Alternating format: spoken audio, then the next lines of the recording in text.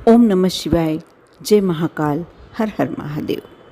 मैं शिव भक्त अपने चैनल शिव महापुराण में आप सभी का स्वागत करती हूँ। मैं गुरुजी की कथा में जो उपाय सुनती हूँ उसी को आपके साथ बताने का प्रयास करती हूँ, उसी को आपको समझाने का प्रयास करती हूँ। यदि बहुत ज़्यादा कष्ट आपकी ज़िंदगी में है, बहुत ज़्यादा परेशानियाँ हैं, आप कोई विशेष पूजन नहीं कर पा रहे, विशेष अर्चना नहीं कर पा रहे, क्या होता है जब हम पर संकट आता है, हम पर कष्ट आता है तो हम यहाँ वहाँ भागने लगते हैं, दूसरे धर्म में भागने लगते हैं कि हमें कोई ऐसा उपाय मिल जाए, ऐसा कोई तरीका मिल जाए। हम ये प्रयास करते हैं कि पैसा देकर, धन देकर, यदि हमें कोई कहता है कि हम तुम्हारी ये कष्ट मिटा देंगे, तुम्हारा संकट मिटा देंगे, तो हम वो प्रयास भी कर लेते हैं। लेकिन जो शिव महापुराण में उपाय बताए जाते हैं छोटे छोटे, कभी प्रयास करना, यदि आपके आसपास शिव महापुराण किसी के पास हो तो लेकर, या आप स्वयं खरीद सकते हो तो अवश्य एक बार शिव महापुराण का पूरा अध्ययन करना। क्योंकि शिव महापुराण हुआ, विष्णु पुराण हुआ, इसे जब आप पढ़ते हैं या इसमें जो एक बार आपने पढ़ लिया तो आप समझ जाएंगे कि उसमें बहुत सारी ऐसी बातें दी हुई हैं जिससे आप अपने जीवन के कष्टों को मिटा सकते हैं, अपनी परेशानियों को दूर कर सकते हैं। भगवान ने स्वयं उसमें ऐसे ऐसे उपाय बताए हैं कि बड़े से बड़ा कष्ट आप छोटे छोटे उपाय कर कर काट सकते हैं।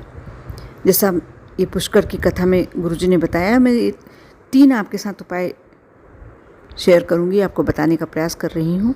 और बहुत ही छोटे छोटे उपाय हैं, ऐसे उपाय हैं जो आप घर में भी कर सकते हैं। जो नहीं जा पा रहा, सावन का महीना चल रहा है, अधिक मास चल रहा है, जो नहीं जा पा रहा है मंदिर, उसके लिए बहुत ही अच्छे उपाय हैं और बहुत साधारण से उपाय, यानी एक छोटा बच्चा भी कर सकता है ये उपाय।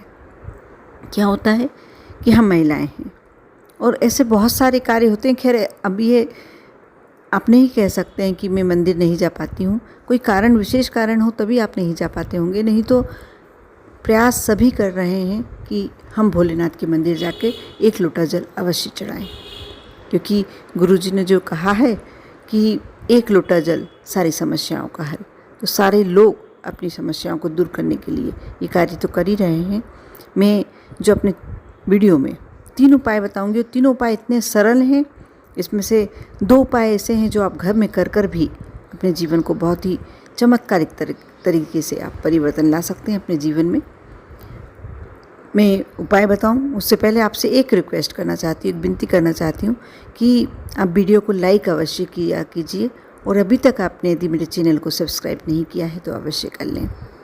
अब मैं ज़्यादा बातें नहीं करूँगी और उपायों की ओर बढ़ूँगी। सबसे पहला उपाय है, ये गुरुजी ने बहुत ही अच्छे से समझाया था, वैसा ही मैं प्रयास कर रही हूँ आपको बताने का।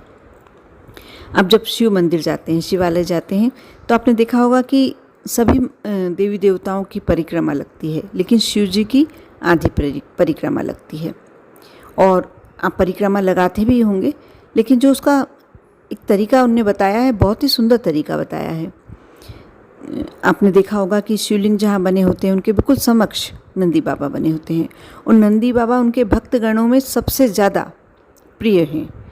ऐसा शिव महापुराण में उल्लेख है कि शिव जी ने स्वयं कहा है कि जो कोई भक्त मेरी पूजा नहीं करके, मेरी अर्चना नहीं करके, यदि शिव जाके नंदी बाबा से भी अपनी कोई मनोकामना कह देगा तो उसकी मनोकामना अवश्य पूर्ण होगी। इसलिए आप चाहें तो ये कार्य कर कर और अपनी मनोकामना को बहुत ही शीघ्र पूरा कर सकते हैं।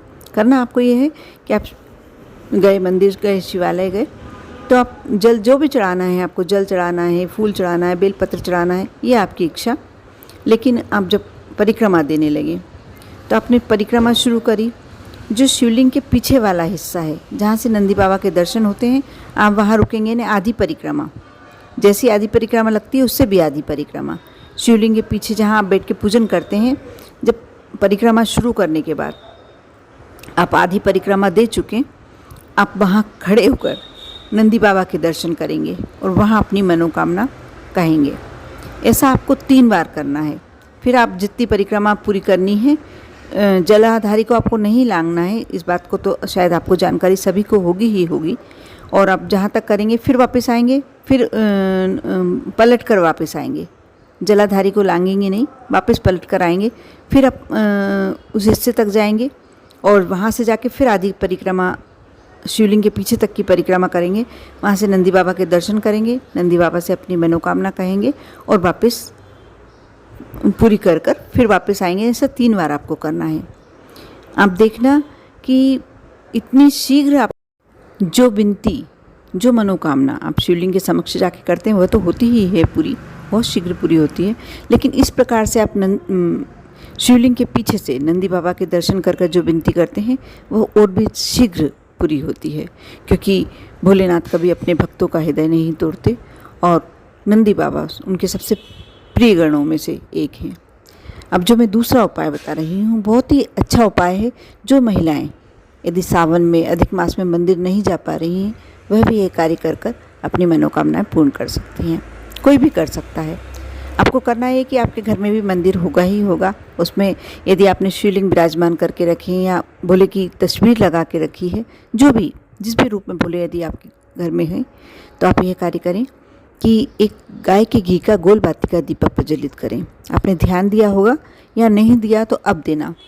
जो बाती की लो होती है उसको आप ध्यान से देखेंगे तो एक शिवलिंग का ही आकार होती है। आप उसमें शिवलिंग का दर्शन करते हुए, यानी मन में आप अपने मन में ऐसा सोचें कि आप शिवलिंग का दर्शन कर रहे हैं, क्योंकि शिव को कहा भी ज्योतिर्लिंग कहा जाता है और ये ज्योतिर्लिंग होता है, यानी लिंग का स्वरूप, ज्योति रूप। आप उनके समक्ष जो भी अपने मन की कामना अपनी विनती करते हुए करते हैं, आपकी वह इच्छा बहुत शीघ्र पूरी होती है। बहुत छोटा सा उपाय है, ये सब लोग प्रतिदिन कर सकते हैं। यह उपाय आप चाहें तो पूरे सावन मास, चाहें तो आप अधिक मास और चाहें तो सोमवार को भी कर सकते हैं। अब विशेष इच्छा आपकी है तो ये कार्य कर सकते हैं। तीसरा उपाय मैं बताऊंगी, जो सावन का सोमवार निकल रहे हैं उसमें कर सकते हैं, या आपको जो दिन भी श्रेष्ठ लगता है, जैसे शिवरात्रि आएगी, प्रदोष आएगा, उसमें भी कर सकते हैं। आपको करना है प्रदोष काल में ये कार्य है। आप घर का कोई भी गमला, सभी के घर में गमले होते हैं, मिट्टी होती है उसमें, आप नहीं कुछ भोलेनाथ के मंदिर जा पा रहे हैं या पार्थिव शिवलिंग बना पा रहे हैं, तो ये भी बहुत अच्छा उपाय बताया है गुरुजी ने कि आप उसमें ही एक शिवलिंग का रूप दे दें। आपको कुछ नहीं बनाना, जलाधारी नहीं बनाना, नाग नहीं बनाना, कुछ भी ऐसा विशेषकर नंदी बाबा नहीं बनाना। आप प्रदोष काल में शिवलिंग की आकृति बनाते हुए गमले में, और आप उसमें जल और जो भी आपको पूजन करना है, जो भी आप करते हैं, जो भी आप स्वेच्छा से करना चाहते हैं करें, उस प्रकार से अच्छे से पूजन करें, मन की इच्छा रखें और उसके बाद 15-20 मिनट बाद एक दीपक प्रज्वलित अवश्य करें। इस बात का विशेष ध्यान रखें कि जब आप इस शिवलिंग की पूजन करते हैं तो दीपक प्रज्वलित अवश्य होना चाहिए, और दूसरे दीपक से एक और बाती लगाकर आप आरती करें, कपूर से कर्पूर गौरम करें, और उसके बाद 15-20 मिनट बाद आप उसको एक कलश में जल भर कर ले जाएं। उस गमले को इतना भर दें जल से, और यह भी श्री शिवाय नमस्तुभ्यम, ओम नमः शिवाय, जो भी नमः शिवाय ओम, जो भी आप मंत्र बोलकर करना चाहते हैं, और उनको इस प्रकार विसर्जित कर दें। आप जब जल भरेंगे गमले में तो अपने आप ही वह शिवलिंग विसर्जित हो जाएंगे। यानी आपको ज़्यादा कुछ कहीं बाहर नहीं जाना, कोई सामग्री एकत्रित नहीं करना, बस जो आपके घर में सामग्री है, जिस भी तरीके से आप कर सकते हैं सरलता से आप करें। ये कार्य आप कर देखें। तीनों उपाय मैंने गुरुजी की कथा द्वारा ही आपको समझाने का प्रयास किया है, पूरा कोशिश करी है कि आपको बहुत अच्छी तरीके से समझ में आए, और आप इसमें से एक भी उपाय कर लेते हैं तो आपकी जो मनोकामनाएं रह गई हैं, जो इच्छाएं रह गई हैं, जो कष्ट आपकी ज़िंदगी में है, वह दूर हो सकते हैं, आपकी मनोकामनाएं पूरी हो सकती हैं। कर देखें। मैं फिर से आपसे एक बार रिक्वेस्ट करना चाहूँगी कि कमेंट्स बॉक्स में जो भी आपको भोले का स्वरूप पसंद है, जो भी रूप पसंद है या जो भी नाम पसंद है, उसका उच्चारण अवश्य लिखें। कर देखें। ओम नमः शिवाय।